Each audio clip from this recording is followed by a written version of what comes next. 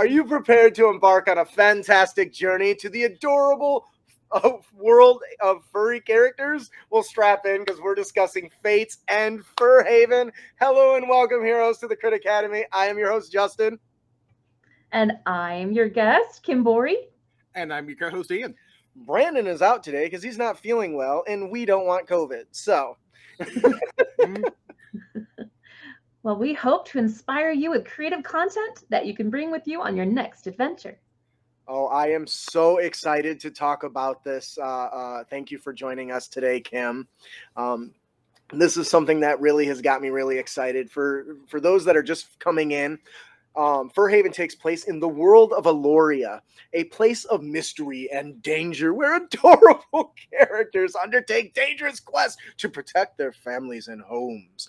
The main hub of commerce and civilization is a settlement known as Furhaven, a large community of humble furs from throughout the forest, pastures, and sunny spaces. Furhaven is an exciting campaign setting for 5e, full of colorful characters, magical items, spells, new races, and daring adventures. And it's so darn cute. I love cute. Special guest Kim is joining us today. Thank you so much. Yeah. Kim, can you tell us a little bit about yourself and what you do in the world of tabletop RPGs? Sure, yeah. So I've been working in the games industry for about 8-9 years now. Started out at EA Games, and before that I was working on advertising, marketing, kind of that side of things. Since then, right as COVID was hitting, I didn't know how to pay the bills. So I thought, why don't I start modeling dice towers and try to sell them on Kickstarter. My husband thought I was crazy, and I don't know how, but the campaign blew up. It was probably because we were all home, all on our computers at that time. So we were all stressed out and wanted to spend our money. So this is my third campaign. The other two were really focused on dice towers, GM screens, and dice vaults, all 3D printable. And I thought this time I'd branch out and make like an entire world and pull in the kind of 3D printing as kind of a supplement to this world. I really need to sit back down and recalibrate my 3D printer. Oh, man. 3D printing is no joke. It is stressful and it's a lot of work, but man, it's amazing when you can finally hold something in your hands and use it. Oh, when it finally comes out the way you want it. Yeah, after like 20 attempts. Yeah. Like, yes. No! Yes. Yeah, like, I will admit, I've never really been much of a swearer until I started printing. I understand. So funny. And first of all, the 3D prints are amazing. To my understanding, you do the modeling, right? Yeah. Yep, I did the designing and the modeling. Worked with some really talented artists to kind of bring the sketch into fruition, so I could say, "Hey guys, give me money and I'll make this." Well, and that's people gave me money. That's one of the beauties of Kickstarter, right? Yeah. So before we delve into Furhaven a little more, we always like to ask our guests, because one thing about D&D is it's such a memorable experience, and everyone experiences different. Would you be willing to share your most memorable tabletop D&D moment with us? Oh man, that's a hard question. Yes. So I started a ladies D&D group, and we've had a lot of fun playing it through adventures. And before that, I was playing a Curse of Strahd, and we never finished it because of COVID. But we made good friends with Strahd. We were his buddies. We were at his beck and call. We would do what he said. So I'm sure the GM didn't really know what to do with us, but he kept going with it. And at one point, so I got to play, my brother was one of the players, and he picked up a cursed bone.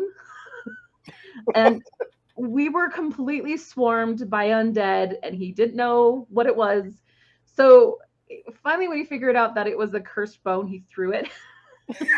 And it landed on a player who was by themselves. Oh no! So it was unfortunate, but it was really funny.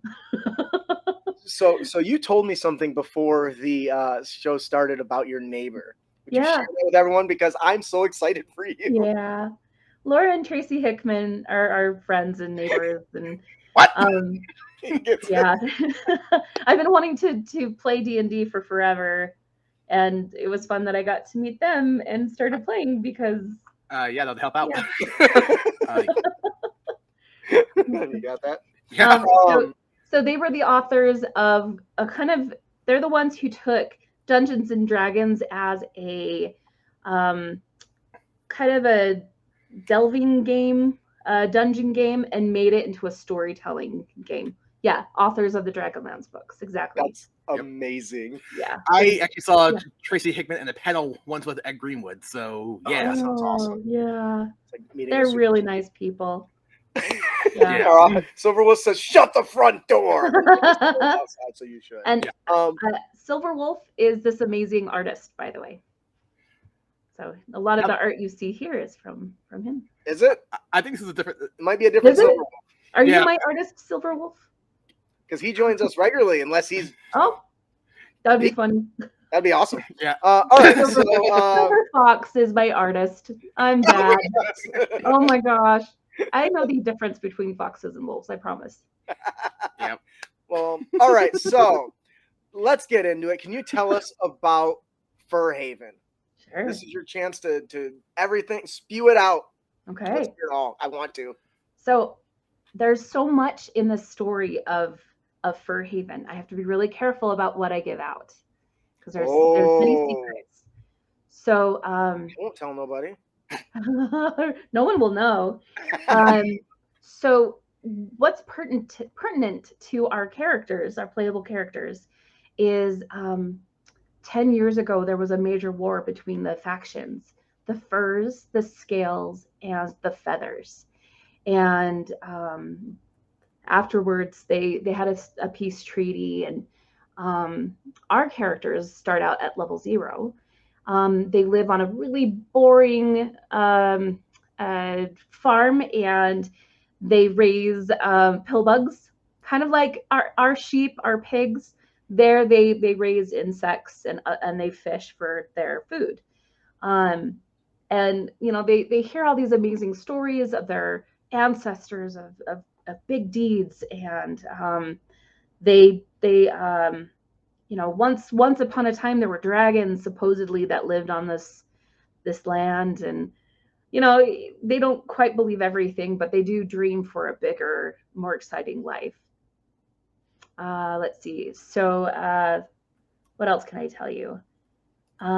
You'll run into characters that you may believe are evil, but you might discover later that they're just typical people trying to survive. You might find heroes that end up having alternate motives. And the whole idea behind this is because of 5e, adults can play this, and they can play it in a gruesome, darker way, or you can play with your younger kids in a light, fun, kind of explorative way as well. Yep, I can definitely see this being a game for kids. I can also see some players going the Happy Tree Friends route. Oh yeah. And that's one of the things that I think is really cool about the versatility of 5e. Yeah. And I'm sharing some of your Kickstarter images here so everyone can kind of see. Mm-hmm. First of all, the setting itself is super exciting. Obviously, you said you didn't want to give away too much, but I love the art style really sets the mood for the type of game you're going to run. Oh yeah. And I love the fact that you start at level 0. That's not something that you see a lot of these days, and I think it's a really great way to show the character's progression, because they're not starting off already heroes. They're going on their adventure, and then they are becoming heroes, and I think that that's a nice distinction. I also think that the artwork in this book is phenomenal. That's so great. It really turned out absolutely adorable, which is definitely something you're going for. Like, I was gushing over it last week. I'm doing it again because I think it's done so well. There's something sorry, go ahead. No, I just said I love it. That's fun for me. So what I noticed and that really separates this is it comes as like a box set. Yeah.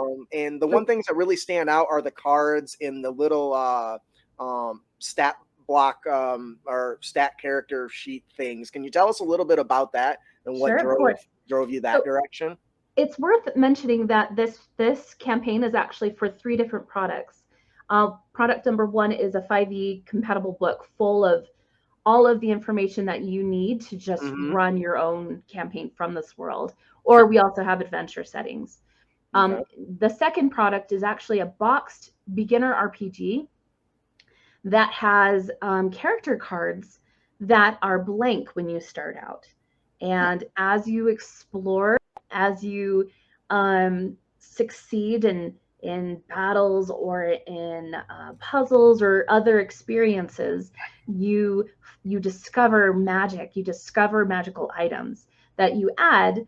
So when you have like a round of combat or whatnot, you have these action cards that have class-based spells or weaponry or whatnot. But this way, the kids or the beginner players, they don't have to know all their stats.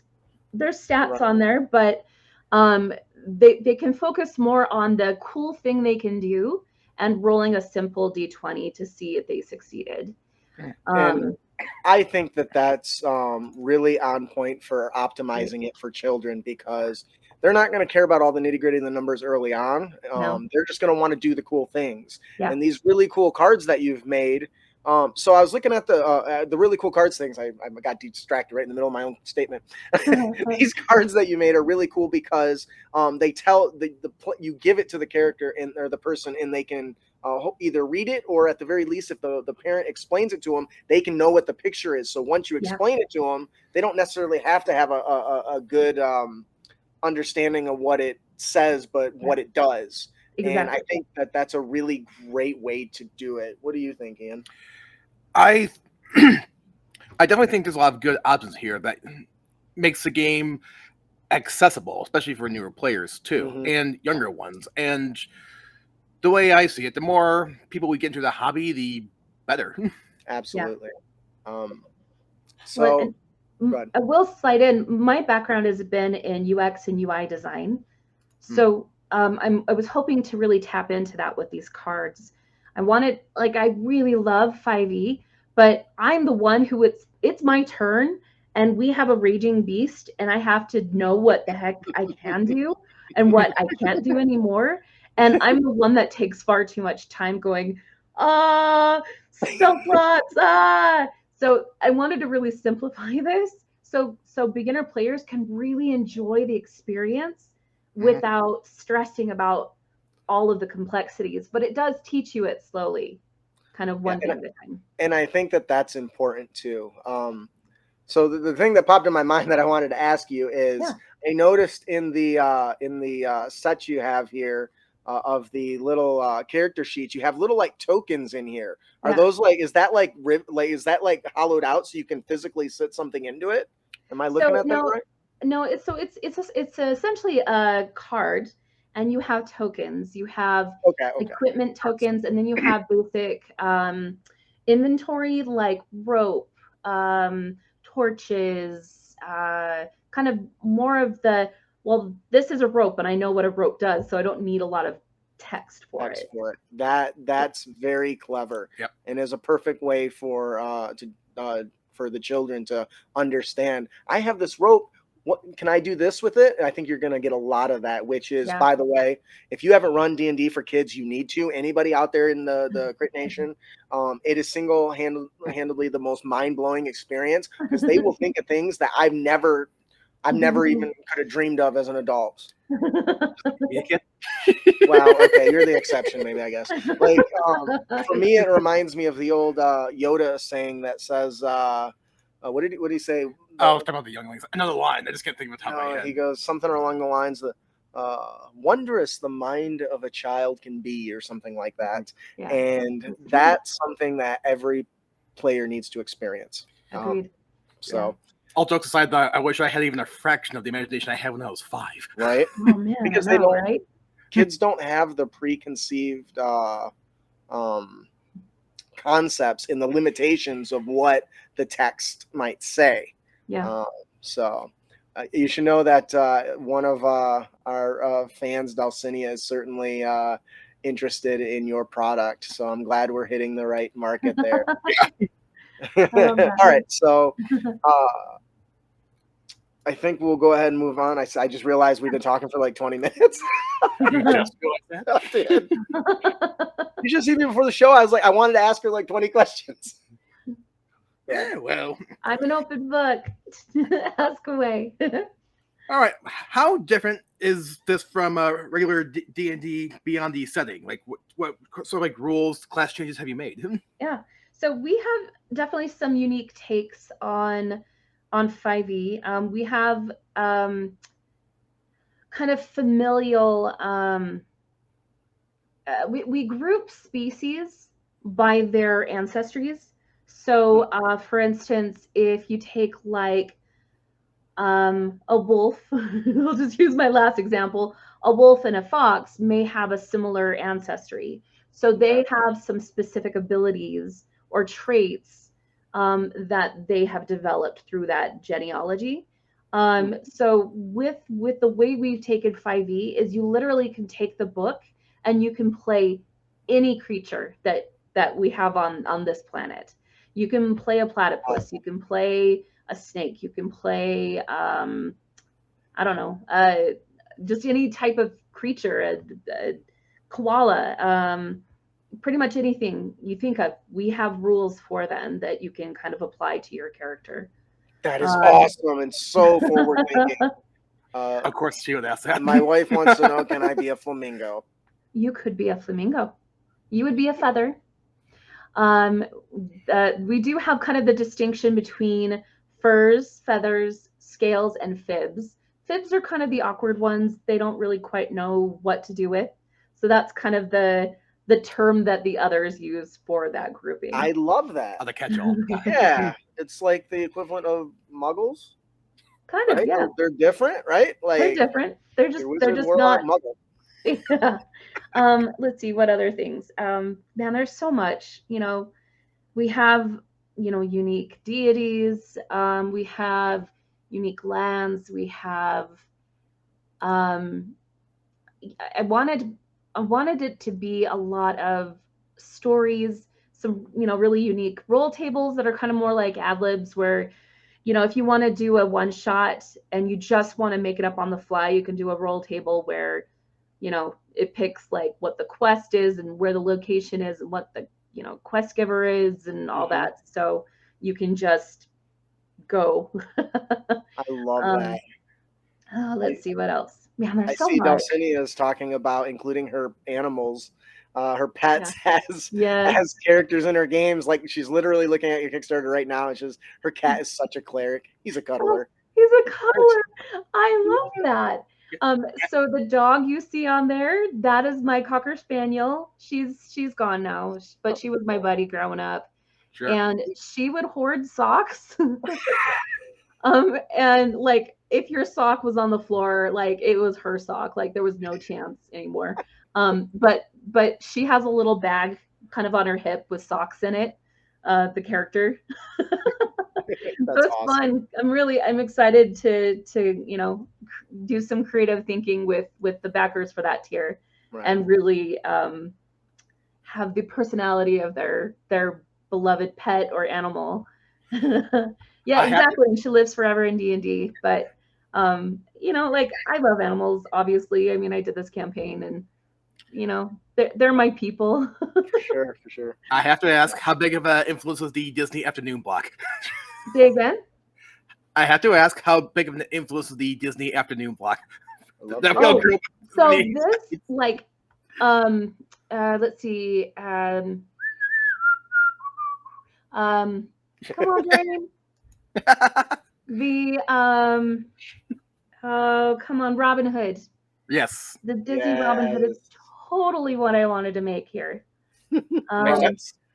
I love that movie. I think you exceeded that movie in every possible capacity. Mango. I Yeah. love that growing up, and I can Yeah. totally see that in here. The rooster. Yeah. Yeah. Please tell me. He's talking Yeah. about what's the rock the Elvis Presley rooster guy. Oh, Yeah. that's different movie altogether. He's the Rockadoodle. folk singer. Rockadoodle. Yes. Yeah. Oh my gosh, Yeah. I want to play a Rockadoodle bard now. That's Oh my actually gosh, that must be so fun. that's actually a Don Bluth movie, not a Disney movie. Well, whatever. All right. So obviously, there's a lot that goes into this product and the content and the development process. Do you think you can tell us maybe about some of the challenges that you ran into?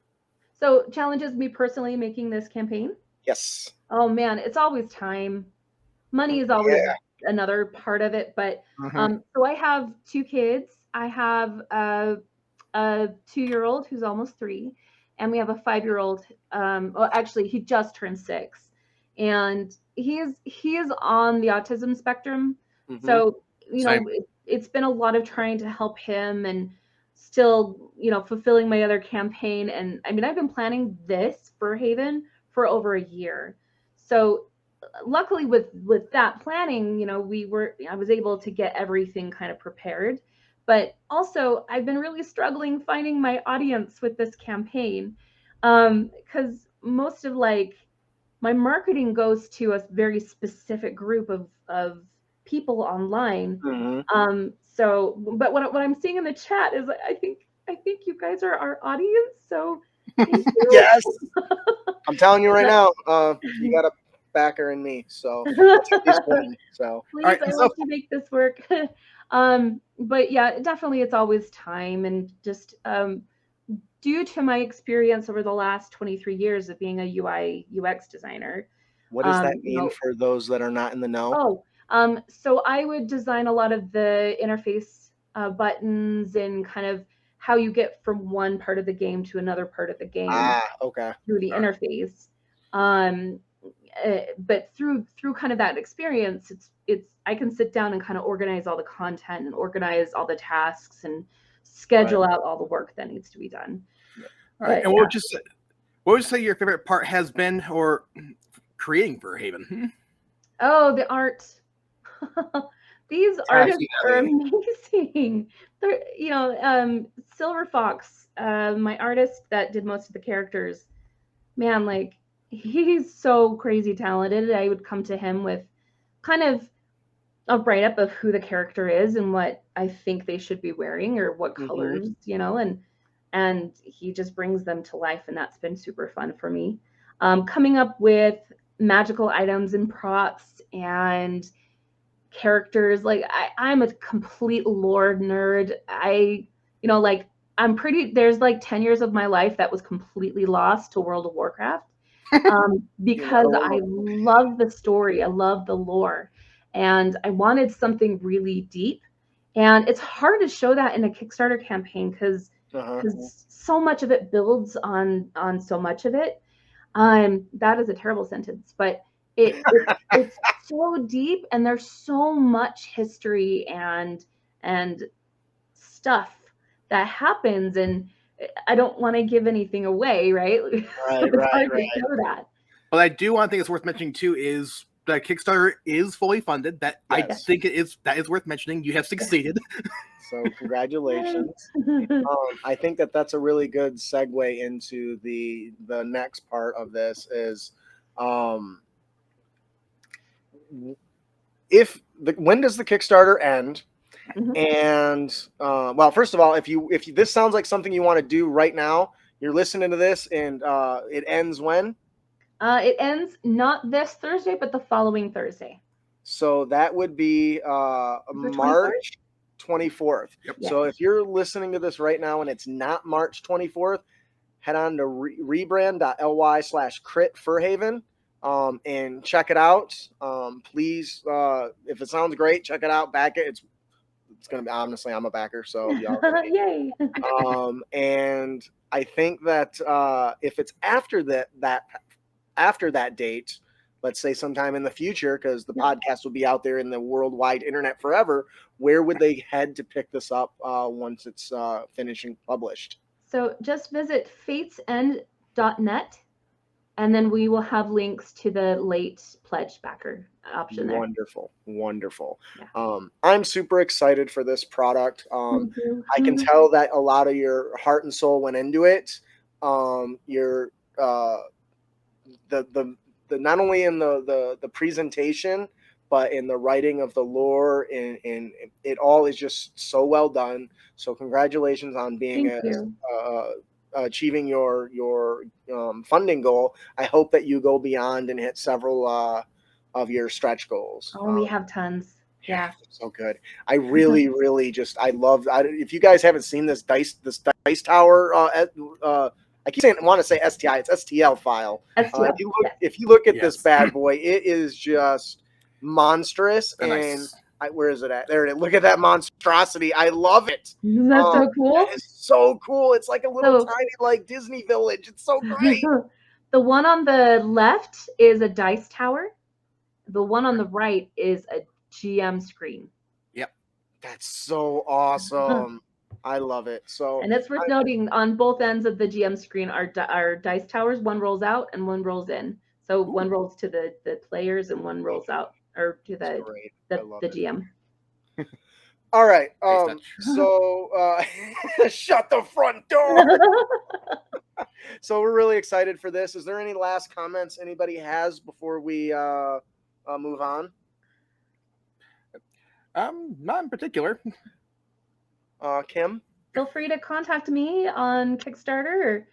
Or, like if you have any questions or thoughts, I'd love to hear them. Do you have a social media? I do. So it's Fates End Games on Facebook. Wonderful. And right now it's Fates and Towers on Instagram. Okay. We'll get those linked. I'm sure Alicia will drop those in the comments, and we'll also make sure to link those in the podcast when it goes live. All right. Well, I think if Alicia's ready to go, I think we will move on to our unearthed. Well, we've got our mid credits roll ad. Roll that beautiful non-bean footage. Hey, Crit Nation. Man, it feels like just a few weeks ago we posted something about adorable creatures for our game, and man, were our wishes answered. We just found out about an awesome new 5e game full of adorable little creatures. Fates and Furhaven just funded on Kickstarter, and we are so excited about it. The world of Aloria is a place of mystery and danger where adorable creatures undertake dangerous quests to protect their families and homes. The main hub of commerce and civilization is a settlement known as Furhaven, a large community of humble furs from throughout the forest, pastures, and sunny spaces. Furhaven is an exciting campaign setting for 5th edition, full of colorful characters, magical items and spells, new races, and daring adventures. The adorable Kickstarter comes with boxed game bundle for ease of use for even the smallest youngling in the family. Back it today, rebrand.ly/critfurhaven, and pick up a free adventure of The Lost Library.